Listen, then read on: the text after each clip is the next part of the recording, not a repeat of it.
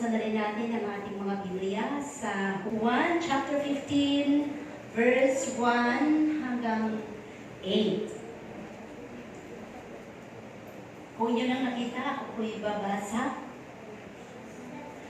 Ako ang tunay na puno ng ubas at ang aking ama ang magsasaka. Ang bawat sanga na sa akin ay hindi nagbubunga ay inaalis niya.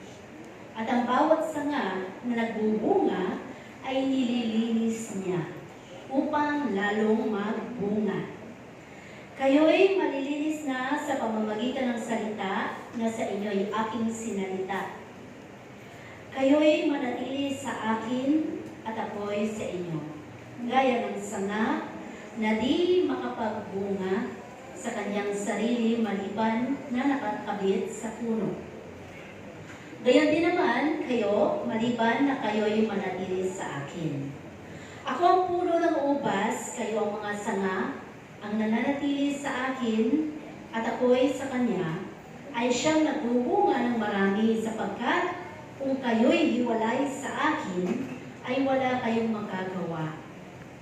Kung ang sinuman ay hindi manatili sa akin, ay siya'y matatapong katulad ng sanga, at matutuyo, at mga titipunin, at mga iahagis sa apoy, at mga susunog. Kung kayo'y magsipanatili sa akin, at ang mga salita ko'y magsipanatili sa inyo, ay hingin ninyo ang anumang inyong ibigin at gagawin sa inyo. Last, sa ganito'y lumuluwalhati ang aking ama, na kayo'y magsipagbunga ng marami, at gayon kayo'y magiging aking mga alagad. Ang ating pag-aaral ngayong umaga ay pinamagatan natin the power of remaining in Christ. The power of remaining in Christ.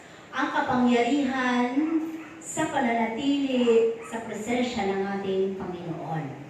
So, simbolismo, lahat ng ating mga nabasa dito kanina. Di po ba? Isang simbolismo na kagaya, sabi nga, ang puno ay sino? Si Jesus. Di po ba? At ang magsasaka ay ang Diyos Ama. At sino yung mga sanga? Tayo yung mga sanga. So, kung ikaw ay ikukumpara sa isang sanga, kaninong sanga ka ba pwedeng maikumpara? Sanga ng akasya? Sanga ng nara, sanga ng, ano pa bang uri ng mga puno? Punong mangga, no? So nasa sa atin, makikita natin ang ating mga sarili kung anong klaseng sanga tayo at kung saan puno tayo nakakabit. At ito ay ating pag-aaralan ngayong umaga. So sabi dito sa verse 2, ang sabi kanina, ang bawat sanga na sa akin ay hindi nagbubunga, ay inaalis niya. Tinatanggal, pinuputol ng Panginoon. At ang bawat sanga, na hindi nagbubunga ay inaalis ng ating tinatawag na gardener, ng ating tinatawag na taga-pangalaga, no? Ng ating tinatawag na magsasaka. No? The gardener cuts off the branches, no? Yung sanga na nakikita niya ay ang tagal na, wala namang bunga, wala namang nakikitang improvement. So, nakikita ngayon ng isang magsasaka na hindi naman magiging pakinabang sa kanya. At ito ay nagkakaroon ng desisyon ang isang magsasaka na putulin na lang kaya? Markot na lang kaya natin? O imamarkot na lang kaya natin? O i-graft na lang? No? O kaya gawin na lang natin yung ginagawang bonsai? Anong tawag doon? Binobonsai. Binobonsai. Saan kaya ang gusto ninyo doon? No? Pag sinabi natin markot, di ba nilalagyan, kinikis-kisan yung gilid ng sanga, lalagyan ng konting lupa at lalagyan ng pulot at tatakpan hanggang sa magkaugat. At pag nagkaugat na, ay puputulin siya at itatanim sa lupa, no? Na iniisip ay, pero ang minamarket ay yung iniisip natin ng isang magsasaka na ito ay matanda na, magulang na. At yung pag sinabi naman natin i-graft or grafting, kagaya ng isang bougainvillea na halaman. Kaya nakikita mo, ang isang puno minsan ng bulaklak na bougainvillea ay napakaraming kulay kasi nag-graft yun, no? Greenup yun. Pinagdugtong-dugtong, yung isang kulay na yun nilagay doon sa isang sanga para magkaroon sila ng maraming kulay, no? Or bonsai naman na kahit ilang taon na siya, ay hindi pa rin siya lumalaki. Bansot pa rin. Kung ihahambing kaya natin sa ating buhay spiritual, saang klase kaya tayo na sanga, no? Na pwedeng ihambing. Pero dito sabi nga, sa mga Kristiyano, sabi dito, the branches that bears no fruit, it refers to Christians with no real commitments to Christ. Walang tunay na commitment sa Panginoon. Totoo na dumadalo ng gawain, nagpa-participate in some ministries. Pero, there are no changes in life. Yun ang medyo masakit doon. Diba? Kung how many years ka ng Christians, ginagamit naman tayo ng Panginoon. Pwede naman tayong may mga kapasidad tayo sa mga ministries natin. Dumadalo naman tayo. Pero, pagdating sa character building, walang nababago. The same old person. Ikaw pa rin itong matatampuhin, magagalitin, sumpungin, no? Mga ugali na wala namang kaiba sa ugali ng sanlibutan. So, ano ang pinagkaiba mo doon sa mga sanga na nagbibigay ng bunga at pakinabang sa Panginoon? So, kung ikaw ay isang Kristiyano na ganitong character mo, sa tingin mo, kakaluguran ka ng Diyos? So, napakahirap, hindi ba? Ito yung sinasabing hearer lamang and not the doer. Tagapakinig lang. Ito yung mga ang galing, ang ganda ng sermon. Na-bless ako. Pero, nakatulong ba sa'yo? Nabago ba ang character mo? Doon sa mga hamon ng Panginoon, nagbigay ka ba ng hamon din ba ang ugali mo o yung pananaw mo sa buhay para makasunod doon sa kalooban ng Diyos? Sa mga panawagan ng Panginoon, ito ang dapat nating gawin, ito ang dapat nating sundin, ito ang plano ng Panginoon sa buhay mo. At lahat ng mga bagay nito ay naisituro sa atin ng Panginoon. Sinasabi nga, Kristiyano tayo, sabi ng Panginoon sa kanyang mga salita, we have to forgive. Pero, napakahirap gawin, hindi ba? So sabi, pag sinabi minsan ng ating mga tagapagpaawit, taas natin ang ating kamay, pumalakpak po tayo, umawit po tayo, pero hindi natin nagagawa. Bakit? Kasi hindi tayo na-revive. Hindi tayo ayaw nating sumunod kasi may sarili tayong kalooban. May sarili tayong desisyon. Parang iniisip mo lang, basta ako, nagpe-praise and worship ako sa sarili ko, alam na Diyos ang puso ko. Pero, ang sabi sa maliit na mga instructions na tinuturo sa atin, doon tinitingnan ng Panginoon kung marunong tayong sumunod. No?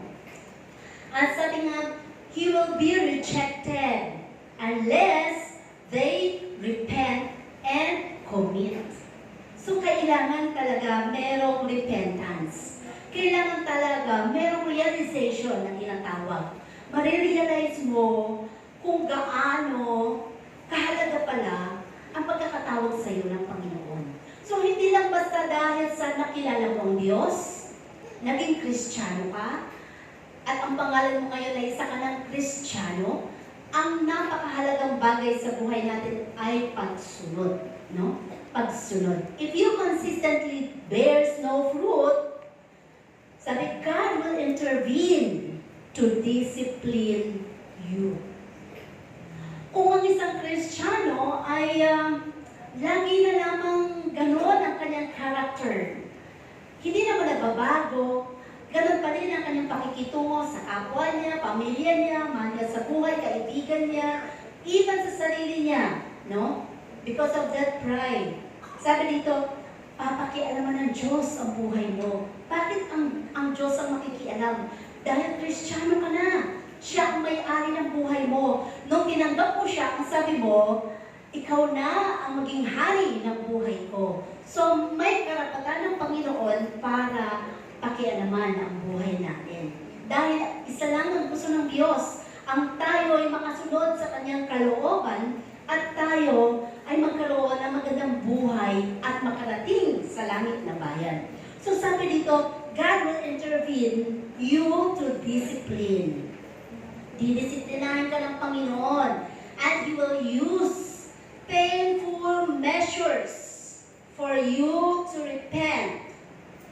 So, may mga bagay na maaaring papahintulutan ng Panginoon sa buhay mo na medyo mga masasakit na pwede mong maranasan. Mga mapapait na pwede mong mapagdaanan sa buhay. Para for you to realize na, oo nga, tagal ko ng Kristiyano, bakit kaya ganito pala ang ugali ko? Dapat nga siguro magbago na ako. No? Doon sa ganong mga character natin, papakialaman ng Panginoon ang ating buhay for the purpose na to cleanse you from sin and to live abundant life. No? So para ikaw ay malinis, lilinisin ng Panginoon ang iyong puso, ang iyong kaisipan, ang iyong pananaw sa buhay, ang lakad mo sa harapan ng Panginoon upang matupad ang plano ng Diyos na ikaw ay mapagpala. So, sa mga oras na ito, sa tingin mo ba, ikaw ba isang Kristiyano na hindi pa nagbubunga? Mula nung ikaw ay nakakilala sa Panginoon? Sa tingin mo ba ay may mga bagay pa sa buhay mo na parang hindi ka pa nakakaliburan ng Diyos?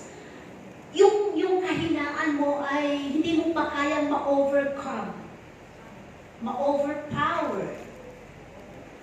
Ikaw pa rin ito, na every time na ayain ka ng kabarkada mo, or ito yung kahinaan mo, hindi mo pa rin siya mapaglaban.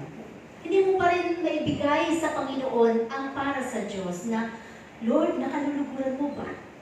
Nakaluluguran mo ba ang buhay ko? So dito natin makikita, no? Kung ang isang Kristiyano ay tunay nga nagbubunga ba?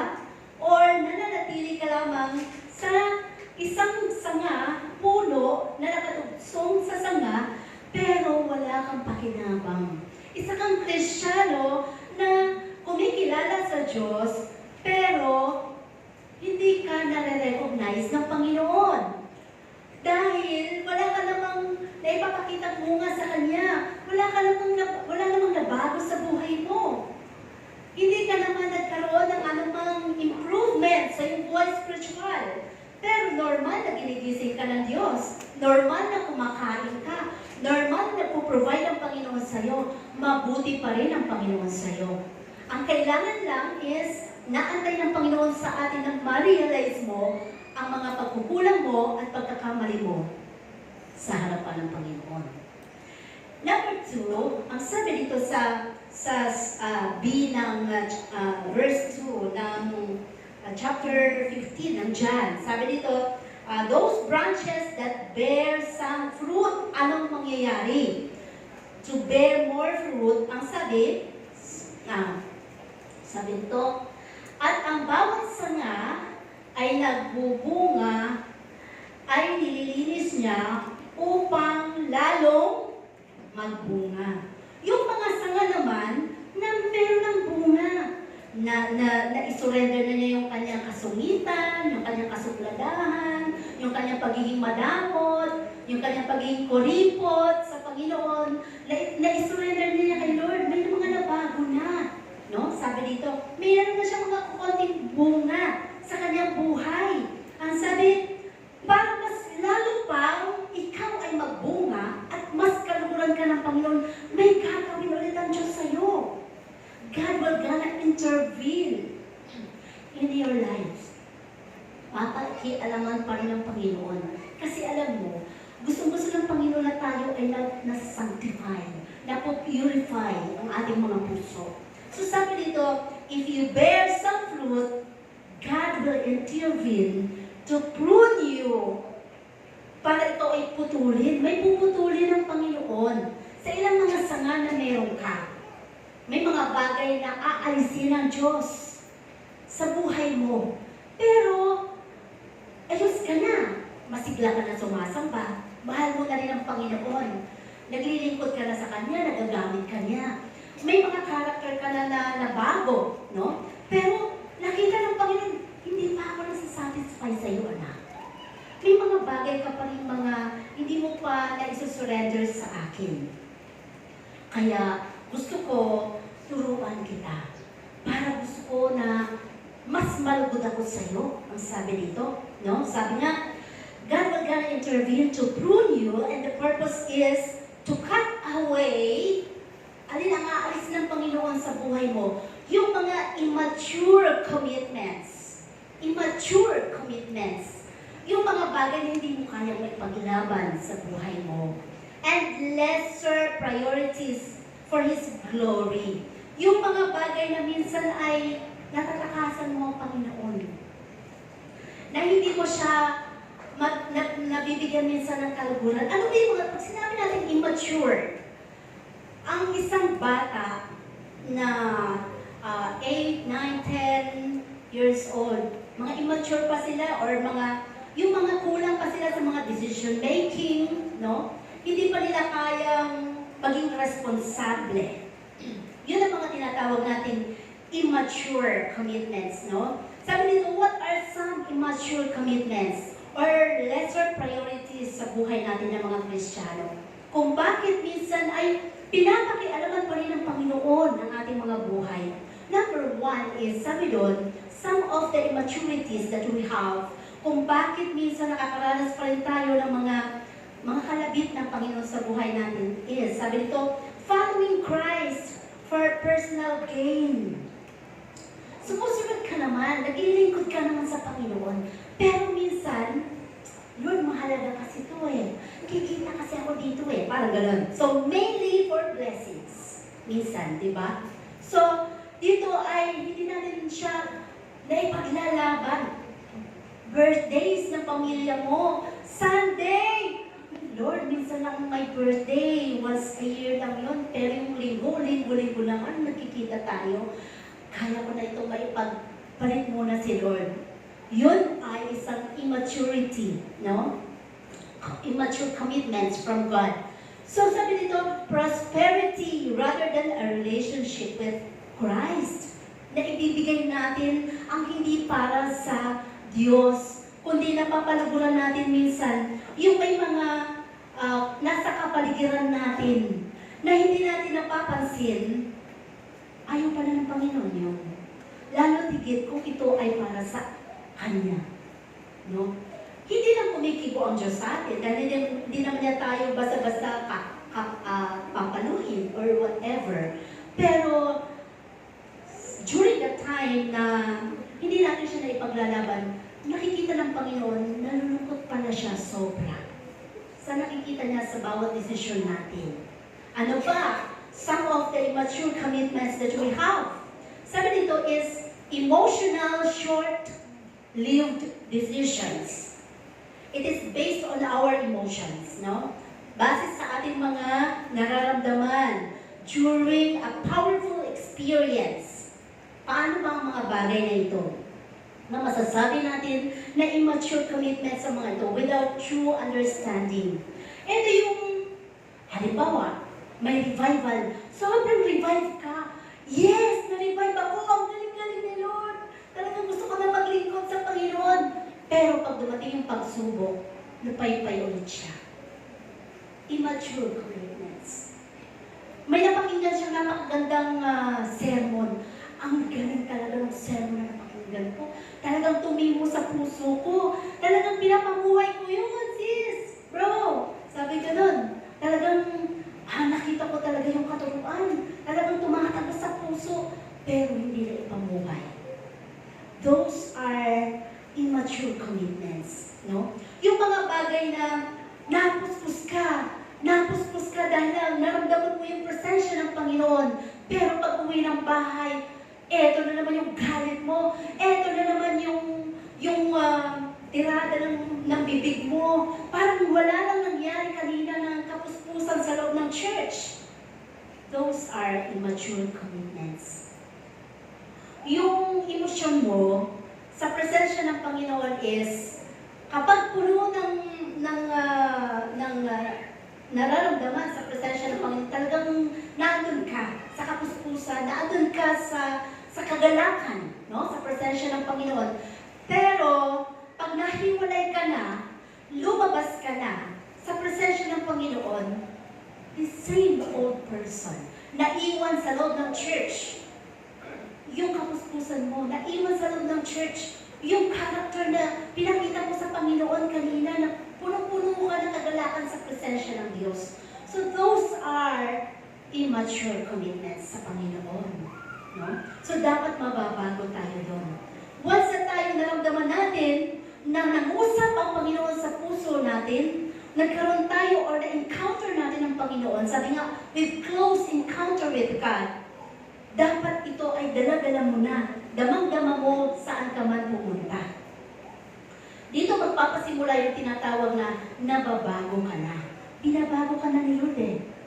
Binabago ka na niyan. So, nagliliwanag ka na kahit hindi mo sabihin kung sino ka, lahat ng mga nakakakita sa'yo, parang kakaiba ka, no? Ano ba? Some of the immature commitments, sabi dito, is a conditional faith. Conditional faith. Paano ba yun? Kino-condition mo si Lord? So sabi dito, I'll follow God if. Laging merong if. Susunod ako sa Panginoon. Magbibigay na ako sa Panginoon kapag pinagpala niya talaga ako. Patamahin niya po na ako sa loto. Ibibigay ko talaga sa Kanya ang 10%. Laging may kondisyon. May if, no? Sa Panginoon. Pag pinagkat ko ni Lord, doon pa lang talaga ako sasamba. Doon pa lang talaga ako susunod sa Panginoon. Alam mo lahat, pag lagi kang may kondisyon sa Panginoon, lahat ng pinapangako mo, hindi mangyayari. Hindi matutupad. Dahil kung wala ka pangalang sakit, kung ikaw pangalang ay punong-puno na ng pagpapala sa buhay mo, nakalimutan mo lang ang Panginoon. O yung wala ka ikaw masyadong pagpapala, hindi mo na siya napagbibigyan ng prioridad sa buhay mo, ay di na pagpala ka na ng Panginoon. So dito sabi nga, yung mga conditional faith natin, no? I follow God if yung mga answered prayers natin. So wag nating i-kondisyon. Wag nating i-kondisyon ng Panginoon. Alam ng Diyos ang laman ng puso mo. Alam ng Panginoon kung ano ang dinidesire ng puso mo. Alam ng Panginoon kung totoo ang sinasabi mo sa Kanya. So sabi dito, faith-like is transaction. So parang may transaction ka lang sa Panginoon. Sige, magbabayad ako ha. Kapag dineliver mo na yung aking mga in-order, parang ganun eh. Sige Lord ha, sasamba ako ngayon kapag meron ako sasakyan. Parang ganun, no? So may transaction. Pero pag tinawag natin faith, dapat walang ganun, walang kondisyon, walang transaction. Ito ay kusa na gagawin mo dahil mahal mo ang Panginoon, no matter what. Ano man ang pangyayari, ano man ang nararanasan mo ngayon, ano man ang sitwasyon ng buhay mo ngayon, prioridad mo ang Diyos kung bakit narito ka. Ito ay nakapagbibigay kaluguran sa harapan ng Panginoon. Ano pa ang tinatawag nating mga immature commitments sa Panginoon? Sabi dito, serving God for recognition. Ito yung mga nagsiserve. Oo, may talento ka. Oo, may kapasidad ka. Oo, meron kang tikas. Oo, meron kang pwedeng ipangbalandra sa harap ng kaya ko to. Ako to. Parang ganon. Na magsiserve ako, pero dapat may marinig ako nga. Okay talaga. Very good ka kayo. Okay, ang ganda, ang galing mo. Naghahanap ng recognition. That is immature commitments. Hindi ka pa totally na nababago, na ang lahat ng ginagawa mo ay para sa Diyos. Kasi naghahanap ka pa ng recognition mula sa tao. Kahit wala kang marinig na, ang galing, ay ang husay, ay, alam mo, ang ganda ng ginawa mo. Kahit wala kang marinig ng mga ganun, una nang nag-recognize sa iyo ang Panginoon. At ang Panginoon ang bahala doon. Kung paano kanya mas lalong maging mabunga, mas lalong maging mas malalim pa, at kaluluburan niya sa buhay spiritual. Kaya, i-check natin ang ating mga sarili. Kung tayo ay masyadong aware sa ating mga ginagawa, uy, tama ba yung ginawa ko? Nakakahiya yata yung ginawa ko sa harapan. Parang nakakahiya sa tao. Parang nagkamali kasi ako eh. Kahit nagkamali ka, kung ginawa mo kay Lord John, at ginalin mo kay Lord John, inaprubahan ni Lord John. Ang tao pwede mag-comment, ang tao pwede mag-critics. Pero, kung lahat ng yun ay ginawa mo sa Panginoon, it's okay. Dahil walang perfect na mga bagay na ginagawa natin, ang Panginoon ang mag-aaproba. Lagi nating tandaan yun. Kaya kung tayo ay naghahanap pa ng recognition, attention, mga praises, influences, dapat marami akong marinig na palakpak kapag ako lang ang gaganap. Parang ganun, praises, no? Influence. Oy, ako lang yata dyan ang may pinakamaraming kaibigan sa loob. Ako lang yata dyan ang may pinakamaraming mga pinaka-close. Influence. Those are immature commitments na hindi dapat. Lahat ng mga bagay na yan ayaw ng Panginoon sa buhay natin. Dahil gusto ng Diyos, pure ang ating mga puso, pure ang ating mga ginagawa sa Panginoon. So kahit na nahihirapan ka sa ginagawa mo o anumang task na ibinigay sa'yo, kapag ginampanan mo ito ng mabuti at maayos, hindi ka na-recognize ng leader mo, it's okay. Dahil si Lord ang unang nag-approve nun. No? And the last sabi dito, na immature commitments natin is fickle loyalty to the church. Fickle, pabago-bago, loyalty to the church. Sino dito yung may ganong kaisipan? Pag natisod sa lugar, ay, makalis na nga muna. Pahinga muna ako, siguro mga 1 month muna. Saka na lang babalik ako pag okay na ako. Parang ganon, no? Sabi dito, quickly leaving a church when conflict arise. May correction sa buhay mo, tinamaan ka, or nagkaroon ng rebuke, or mga comment, yung mga bagay na unmet expectation sa buhay mo, parang hindi naman nila ako pansin sa loob eh. Kaalis na nga ako na. Those are immature commitments. Ibig sabihin, hindi ka totoong naglilingkod sa Panginoon. Kasi hinahanap mo lahat, ito, approval ng tao, praises ng tao, makikitungo sa tao, sa emosyon ka lahat nakabase, hindi sa Panginoon. Kasi ang tunay na naglilingkod sa Panginoon, na nakakabit sa puno, na si Kristo yun, is punong-puno ng pananampalataya. Ano man ang na-encounter mo dito sa loob, may mga katitisuran man, normal yon. May mga bagay man tayo na hindi pagkakaintindihan, normal na pwede natin maramdaman. Pero hindi yun na magiging dahilan para tayo ay maghiwa-hiwalay. Dahil tayo ay tinipon ng Panginoon sa iisang iglesia para magkaroon ng kaisang purpose, ang pupurihin lamang at sasambahin ng Diyos. Hindi para sa ating mga sarili lamang. Amen?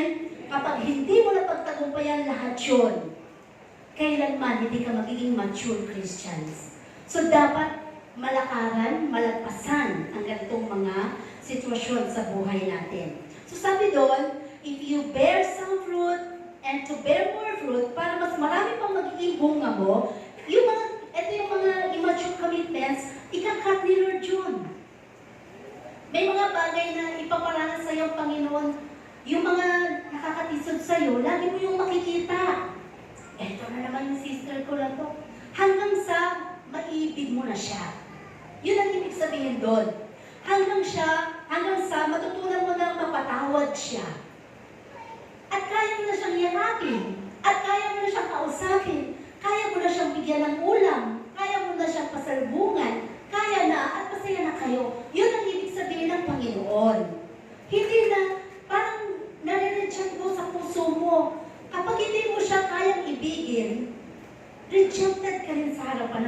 yun. So lahat ito ay dapat na ma-overcome natin. So ikakat ni Lord yun.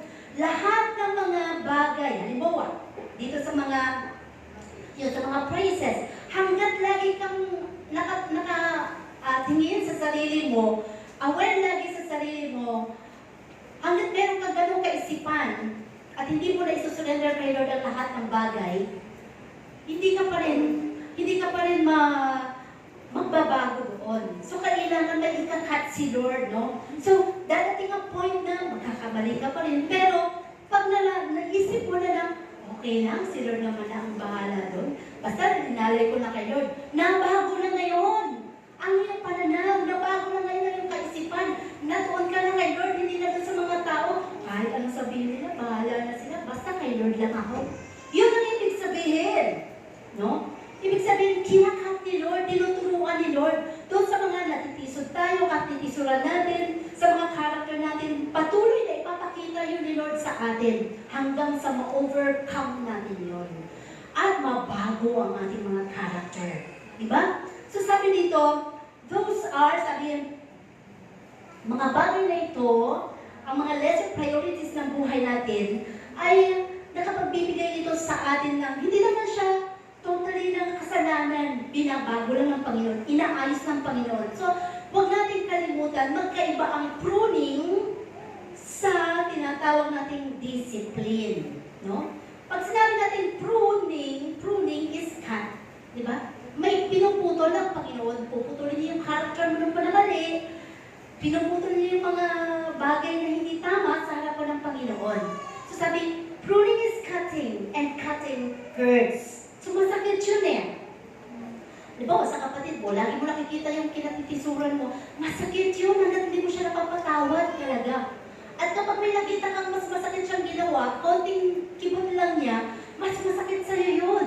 Dahil iniisip mo, personal ka. No? So sabi dito, masakit talaga. Pero sabi nga, kailangan ma-overpower o ma-overcome mo ang mga bagay nito.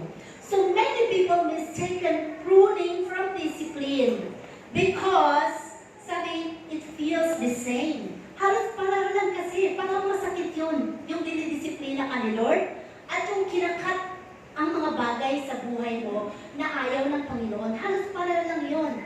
At sabi nito, pag sinabi natin discipline, is you feel bad because of sins in your life. Pag sinabi natin, dinidisiplina ka kasi ni Lord ngayon, kasi meron kang ginagawang kasalanan. Alam mo ng kasalanan ginagawa mo, ayaw mo pa rin mabago. Didisiplinahin ka ngayon ni Lord. Para ma-realize mo na, oh God, mali nga pala talaga yun. Parang ganon. Didisiplinahin ka talaga ng Diyos. So dadating ang mga pagkakataon na to the point na maaring halos ilagay ka doon sa bingit ng kamatayan para lang mapukaw ang iyong kaisipan dahil dinidisiplina ka nga ni Lord eh. Diba? Dinidisiplina ka nga ni Lord. May gusto siyang ipakita sa'yo. Pero mo, halimbawa, sumakay kayo sa isang sasakyan, 6 kayo at ikaw lang nabuhay. Kapalan mo kapatid. Dinidisiplina ka ni Lord. May kasalanan ka kasi pero makita mo, binuhay mo pa rin ni Lord. Kasi may gusto siyang ipatuwid sa'yo. May purpose pa ang buhay mo, kapatid. Baguhin mo na yan. Yun ang gusto ng Panginoon. Kaya kung ikaw lang nabuhay doon, ako, salamat Lord. Kung hindi ka pa rin nababago, baka hindi ka napapayagan ng Diyos sa susunod na ikaw ay mapahamak, kunin ka na lang ni Lord. Diba? Kaya, dapat tayo ng mga mananampalataya, alam natin kung tayo ay dinidisiplina or tayo ay may mga kinakat lang ang Panginoon sa ating buhay. No? So, sabi dito, sa tinatawag natin yung discipline dahil may kasalanan ka. No? And pruning is when God cause you to feel bad. So, masakit din ang mararamdaman mo because of certain priorities in life. Ito yung sinasabi natin kanina, yung mga immature priorities. No? Na Kristiyano ka, pero bakit yung character mo ganun pa rin? May mga kondisyon ka sa Panginoon, yung mga praises ang gusto mo, yung mga bagay na gusto mo, nare-recognize ka, yung mga pabago-bago ang isip mo, matitisorin ka pa rin. So sabi dito, hindi naman siya ganun kabigat na kasalanan, pero kasalanan pa rin. Gusto lang putulin ng Panginoon yun. At gusto ng Diyos na maituwid ka bilang isang Kristiyano. No? Sabi dito, sa pruning, you may feel bad because of certain priorities in life, but it needs to be corrected. Iko-correct lang ng Diyos, no? Yung ating character, yung ating mga ugali, di ba? Yung ating mga napapakita natin sa ating kapwa, sa ating mahal sa buhay. Sino ditong mabait sa ibang tao, pero pagdating sa pamilya, tigre? Meron bang ganun? Yun ang ibig sabihin. Ano ba tawag doon? Kailangan ba siya i-prune o kailangan i-discipline? Pruning. Kasi meron siyang mga bagay na hindi pa rin nababago character niya. Diba? Mapagbigay sa ibang tao pero sa pamilya, nakakakuripot. Meron bang ganun?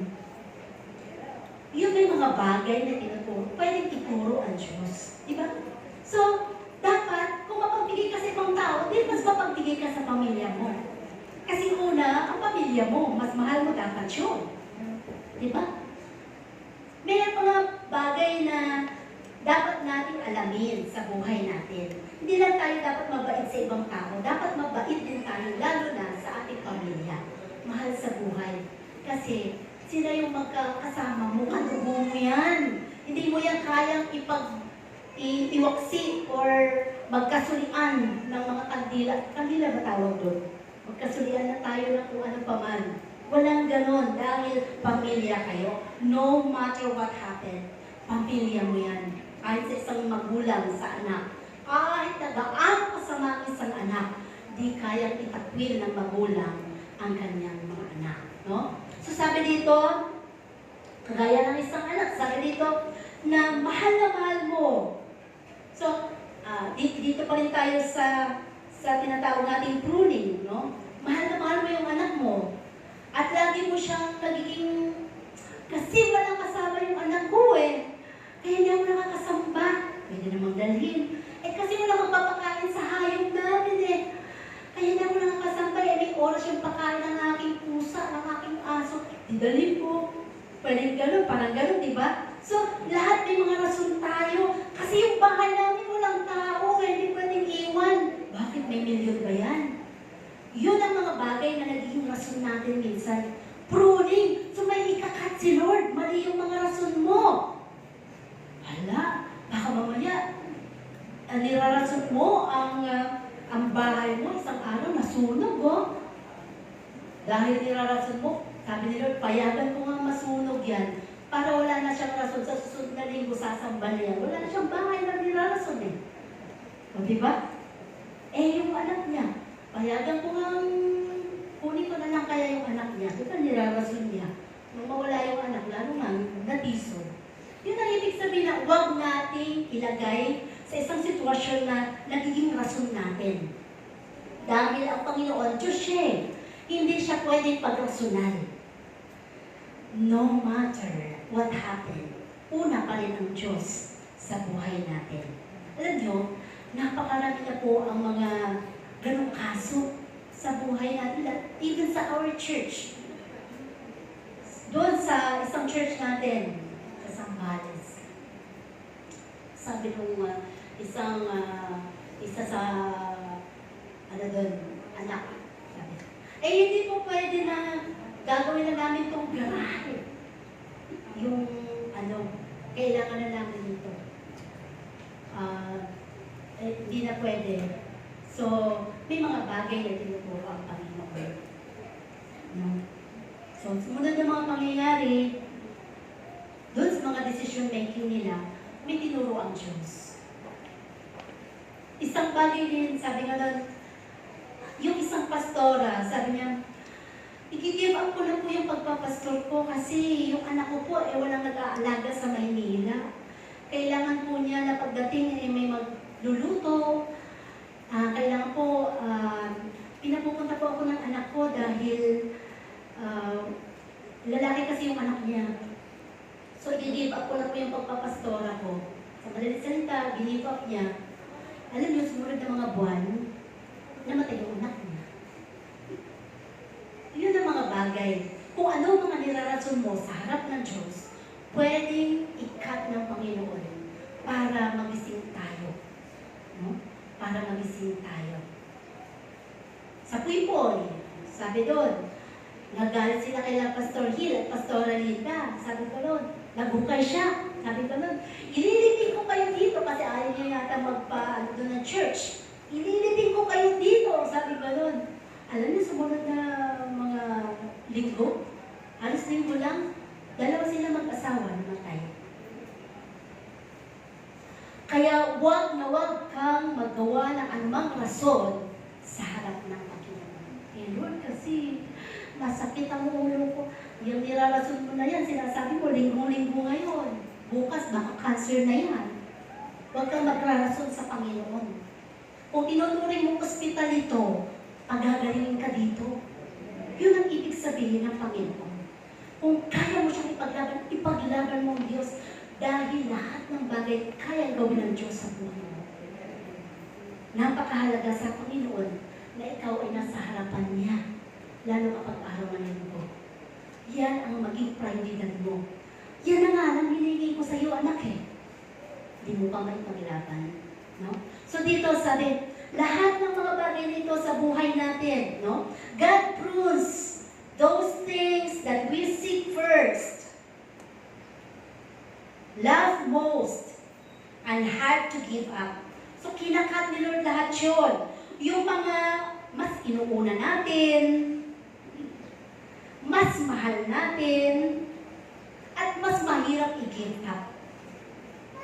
Kasi ang gusto ng Panginoon, siya lagi ang una. Selfish ba si Lord? No. Hindi siya selfish.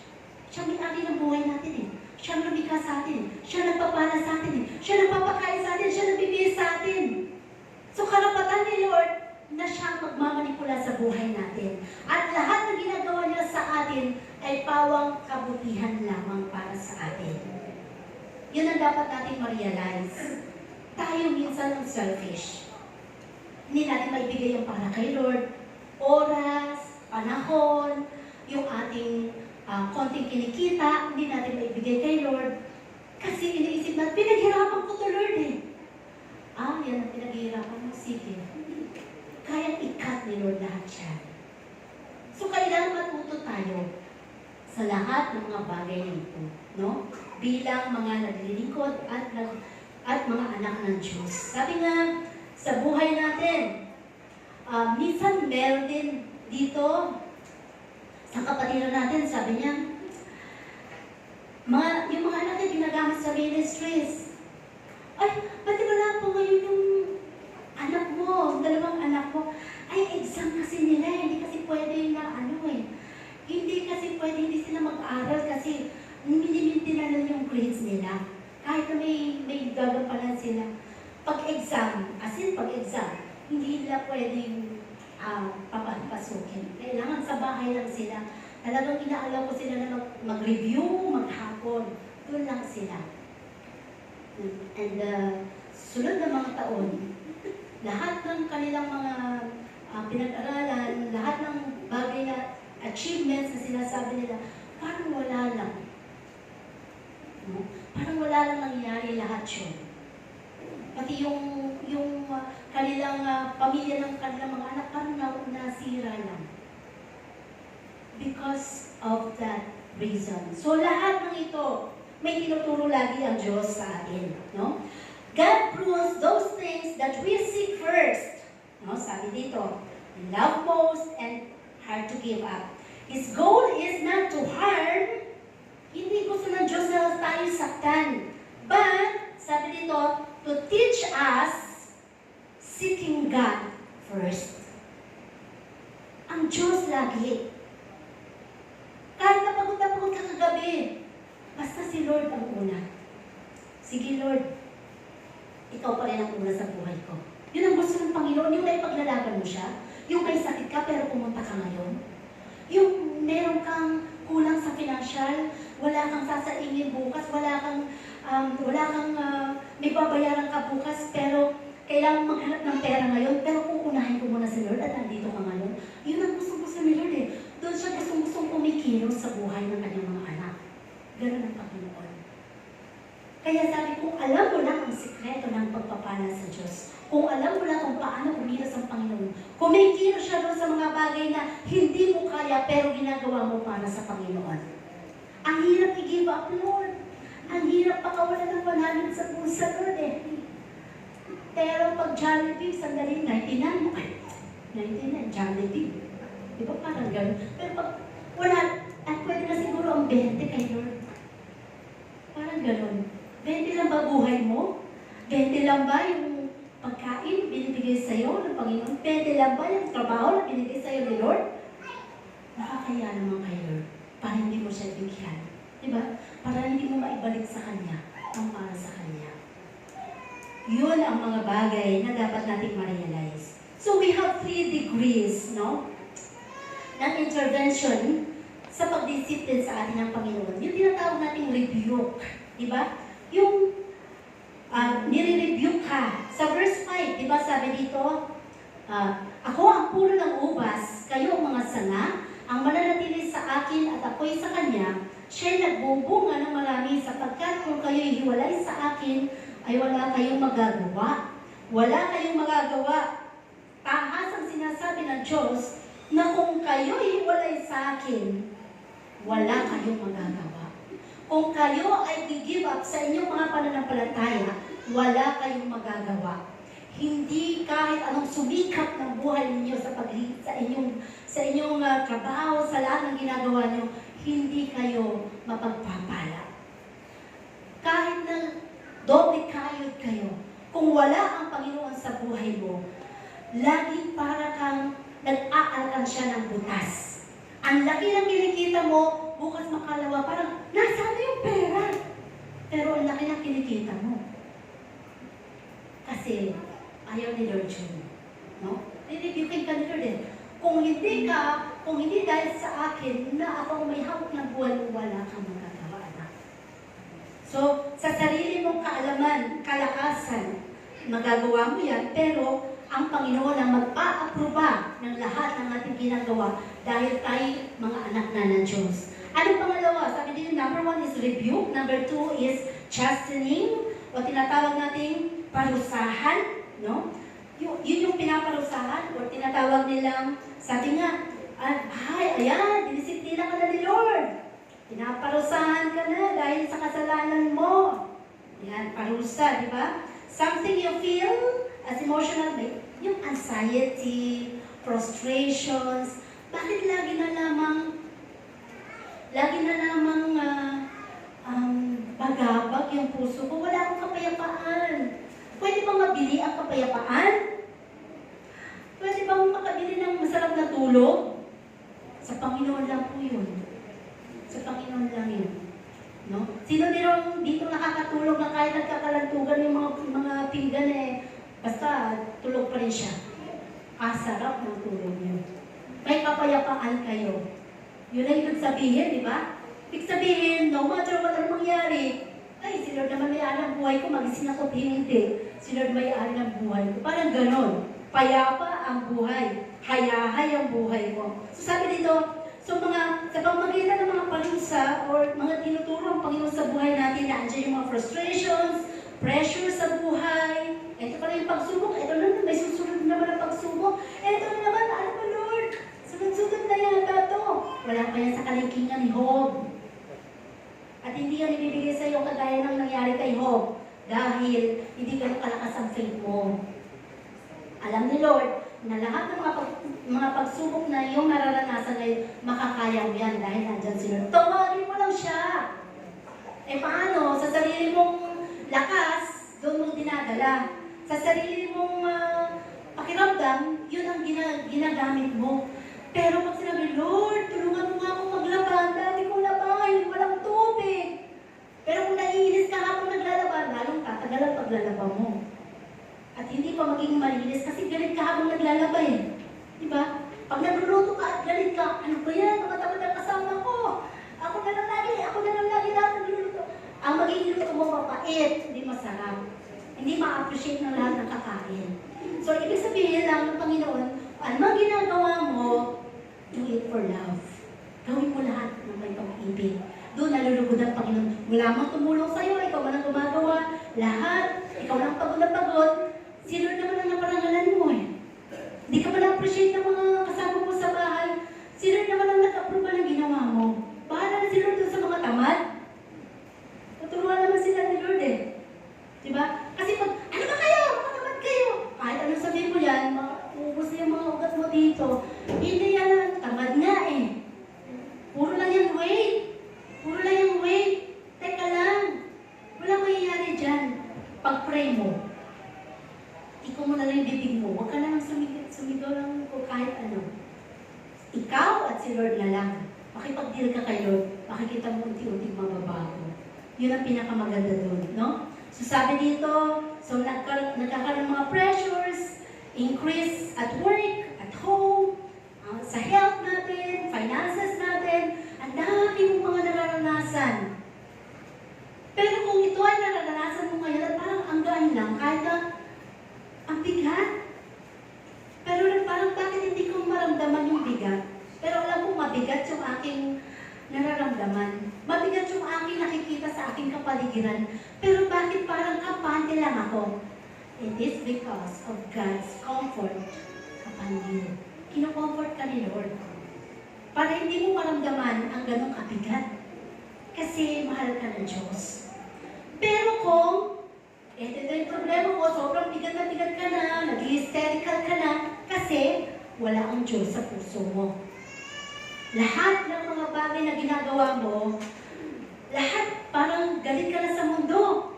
Galit ka sa asawa mo, sa anak mo napunta ang galit mo. Yung asawa mo hindi mo mapalo, yung anak mo na lang pinalo mo. Parang gano'n, di ba? Yung asawa mo hindi mo makurot, yung anak mo na lang kinurot mo. Yun ang ibig sabihin. Kasi lahat, kaya ka napapagod, kaya ka nagkakaroon ng anumang mga anxiety sa buhay mo, ginagawa mo kasi sa lahat ng bagay sa sarili mong kalakasan. Pero kung lahat ng yan, Lord, samahan mo ako ng kapangyarihan mo, bigyan mo ko ng kalakasan sa buong maghapon, maalagaan mo po itong anak ko, maghapon na may pag-ibig. Kahit ang kulit, tuwang-tuwa ka pa rin. Dahil puno-puno ka ng pag-ibig. Yun ang ibig sabihin doon. No? And number 3, na degrees of intervention, level of intervention is scourge. O yung tinatawag natin lagi na palo. Diba? Lagi natin narinig, oy, ayan, pinalo ka na ni Lord. Hindi na kasi sumasamba eh. Huwag tayo basta-basta magsabi ng ganon. Hindi basta-basta nagpapalo ang Panginoon ng ganon. May level ng intervention ng Panginoon. No? To whip or inflict punishment. This happened when living in open sin, while disregarded what you know is right. Ayun. No?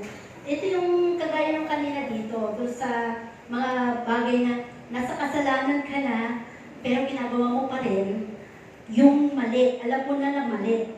So, doon ka na papaluin ka na ng Panginoon. No? At alam mo na bawal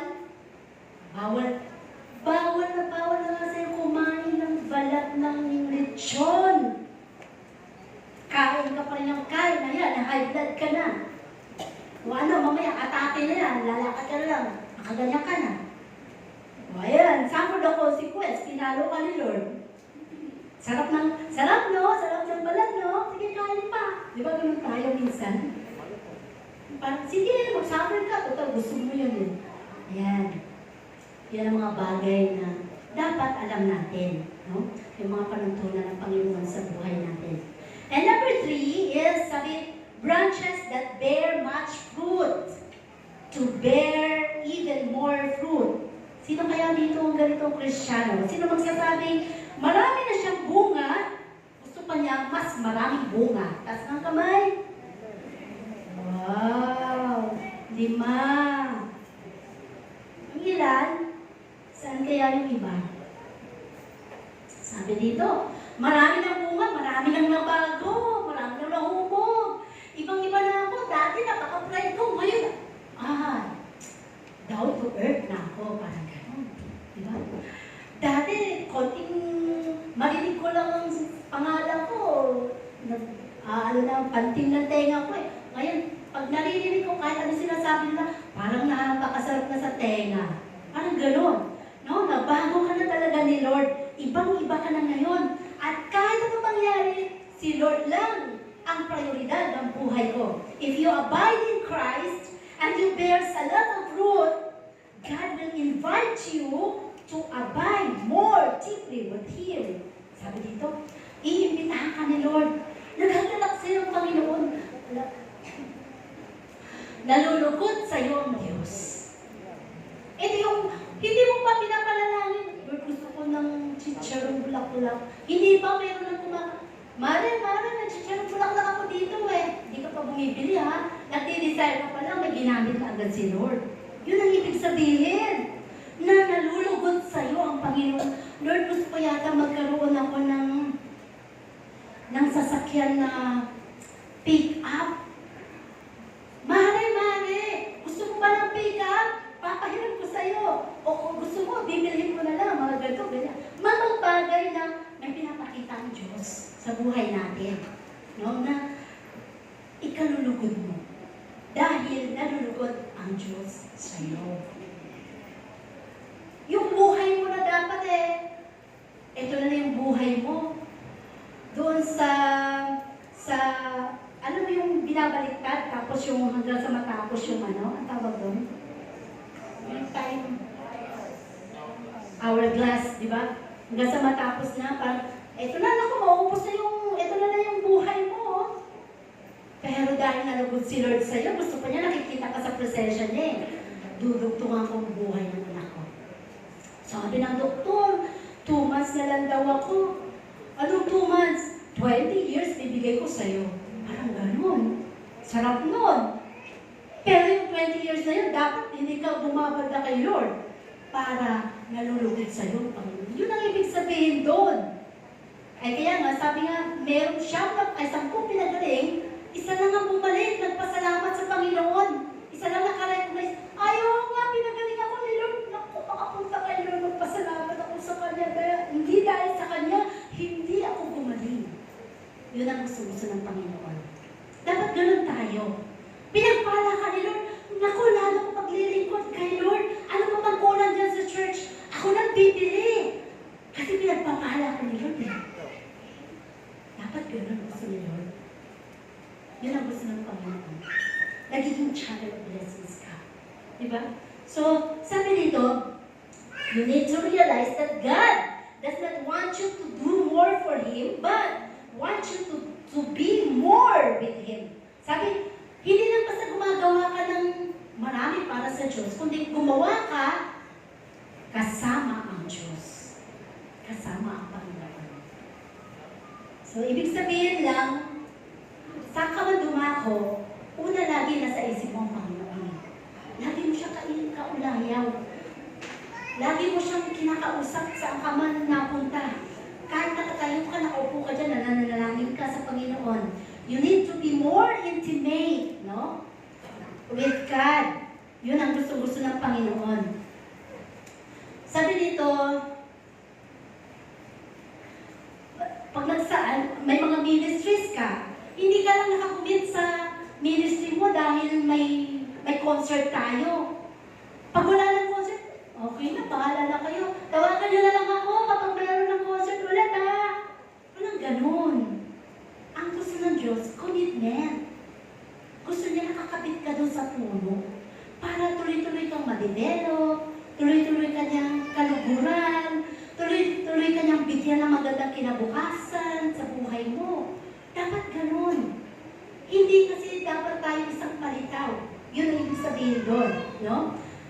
Ang commitment natin sa Panginoon habang buhay, tayo ay dapat naka-commit sa ating Diyos na buhay. At halos sa ating panghuli, sabi dito, to deepen the quality of time with God. Para mas lalo pang lumalim ang kalidad ng iyong paglilingkod sa Panginoon, we have to set apart the kind of time that will build your relationship with God.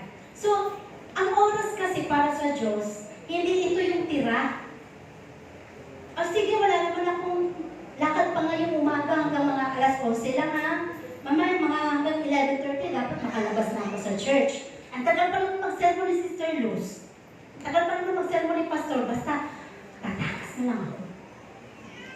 Sabi dito, to deepen. Sabi dito, di ba? Yung ating relasyon sa Panginoon.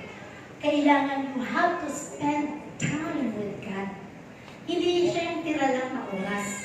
Hindi siya yung tira lang na pera mo na ibibigay mo sa Kanya. Nalagay mo na lahat ng, ano ba yung, ay, eto ba yung sahod? Sahod namin ako. 35,000. 35,000. Number 1, ano ba yung mga pagkain allowance, tubig, kuryente, loan, SS, GSIS, PhilHealth, ano pa ba? Ano pa binabayaran? Internet, ano pa binabayaran natin? Yung prime water na walang tulo. Nung tinawag, hala, 25,000 lahat ang aking expenses. 25, 10,000 na lang. Paano pa kaya magkakasya sa isang buwan pa kami sa sahod? Saka mo palang kinuha yung kay Lord. Mali po yun. Ang tamang pagkuha ng tithes sa Panginoon, unang hawak mo ng pera mo, una muna si Lord. Siya ang una, kuhanan mo muna siya ng tithes. Yung nakuha mo yung tithes, saka ka palang mag-budget. Yun ang tama. Kasi sino nagbigay sa'yo ng ganong halaga eh. Yun ang tama. At kung gusto mo mabigyan siya ng mas higit doon, mas okay. Yun ang tamang pagka-tithes, no? Hindi tira ang kay Lord. Kasi hindi tira ang binibigay sa atin ng Diyos. Ang binibigay sa atin ni Lord, lagi the best. The best na buhay, the best na paghinga. Walang machine na nakadugtong sa atin. Napakahirap kaya kung magkasakit ka. Diba? Nakadugtong lang yung machine sa'yo. Pero, ito sarap na huminga kasi normal na binibigay sa atin ni Lord.